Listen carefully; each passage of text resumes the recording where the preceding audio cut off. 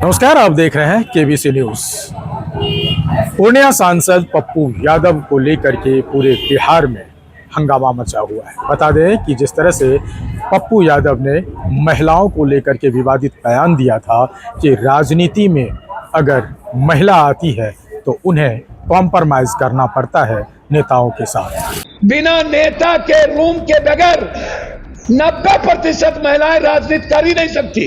इन विवादित बयानों को लेकर के भारतीय जनता पार्टी के जितने भी महिला नेता हैं, चाहे वो पूर्व मंत्री श्रेयसी सिंह हो या मैथिली ठाकुर हो जो विधायक हैं, तमाम ऐसे नेता ने घेरा है और पप्पू यादव के साथ साथ तेजस्वी प्रसाद यादव और प्रियंका गांधी वाड्रा और राहुल गांधी को माफ़ी मांगने के लिए कहा है।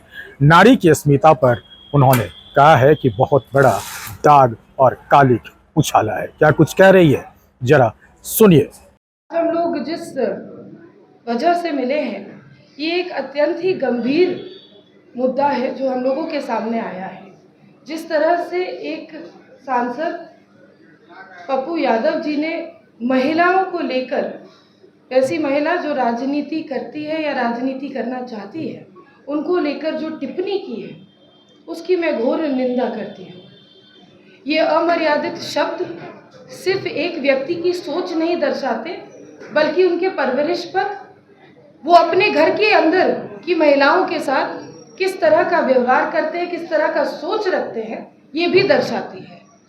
और ऐसे लोग जो कि महिलाओं के ऊपर टिप्पणी करना, अनावश्यक टिप्पणी करना इस तरह की सही समझते हैं, उन लोगों को सिर्फ महिला कार्यकर्ताओं से नहीं बल्कि समाज की, भारत की हर एक उस महिला से माफ़ी मांगना चाहिए, सार्वजनिक माफ़ी मांगना चाहिए।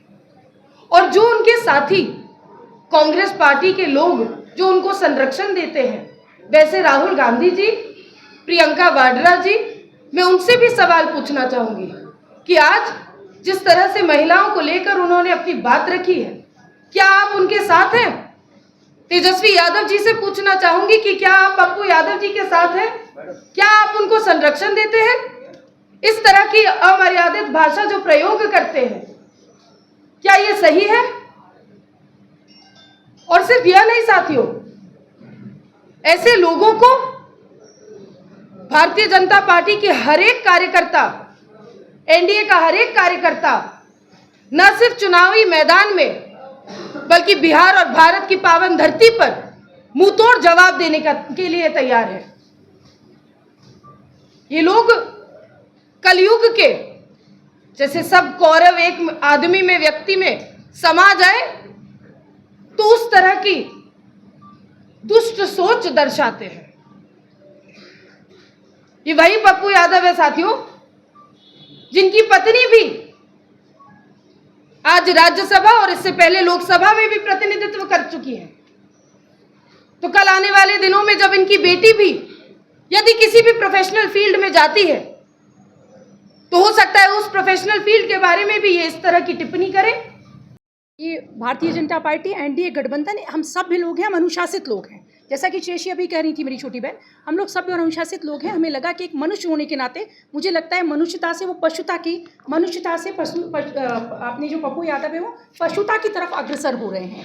आज जिस तरह से उन्होंने दोबारा उस बयान को रिपीट किया, इसका अर्थ है, आप बहुत सारे के सारे बुद्धिजीवी लोग हैं, इस बात को समझते हैं कि वो इस तरफ ध्यान, वो अपनी तरफ ध्यान आकर्षित करना चाहते हैं और फिर उनका इरादा है कि कोई फिर एक तमाशा होना चाहिए, फिर वो बीमार होंगे, फिर वो गिरेंगे और फिर वो बताएंगे कि सरकार की ज्यादतियाँ उनके ऊपर कितनी ज़्यादा हो रही हैं। वो इसलिए सारा का सारा प्रोपेगेंडा क्रिएट कर रहे हैं। और निस्संदेह, जैसे हमारे बड़े भैया ने अभी पूछा कि अगर वो अपनी हद को जब भी सीमा को पार करेंगे और हम भारतीय नारियाँ, एनडीए की बहनें, जब लगेगा भारतीय जनता पार्टी की हमारी बहनों को कि वो सीमा से ज़्यादा हो गया है, तो फिर मानकर चलिए कि सजा तो तय है।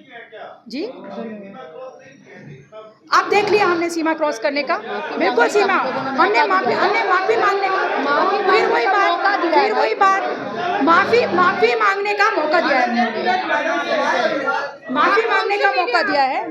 तो आपने सुना जिस तरह से बता रहे हैं कि पप्पू यादव ने जो अमर्यादित शब्द का प्रयोग किया है, उनके घर में भी एक महिला सांसद रही हैं, रंजीता रंजन।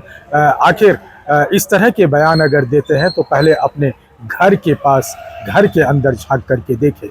लेकिन इस बात को लेकर के जिस तरह से आज श्रेयसी सिंह और मैथिली ठाकुर ने घेरने का काम किया है, तो ये देखना होगा कि क्या इस पर माफ़ी मांगने को तैयार हैं इंडी गठबंधन के लोग, और साथ में पप्पू यादव या राहुल गांधी या प्रियंका गांधी या तेजस्वी प्रसाद यादव, ये भी देखना होगा। लेकिन सवाल ये उठता है कि अगर भारतीय जनता पार्टी महिलाओं की अस्मिता की बात कर रही है, तो अभी तक सांसद पप्पू यादव पर इस मसले को लेकर के कोई कार्रवाई क्यों नहीं की गई, जबकि पूछा गया कि एफआईआर क्यों नहीं हुआ है अभी तक, आगे की कानूनी कार्रवाई क्यों नहीं हुई है, तो नेताओं ने कही कि जब सीमा लांघेंगे तब इसके आगे की कार्रवाई होगी। मतलब भारतीय जनता पार्टी के नेत्री जो है, उनके नज़र में पप्पू यादव का ये बयान सीमा नहीं लांघा है। इतना बड़ा बयान है, इतने अपमानजनक शब्द का यूज़ किया है, उपयोग किया है, ये सीमा के अंदर उन्हें लगता है। और ऊपर से कह रही है कि नारी सशक्त है और नारी सड़क पर उतरेगी। कैसे? क्या सिर्फ ये कोरम पूरा करना है भारतीय जनता पार्टी के नेत्री की, या फिर कुछ और? अमलेश आनंद, केबीसी न्यूज़, पटना।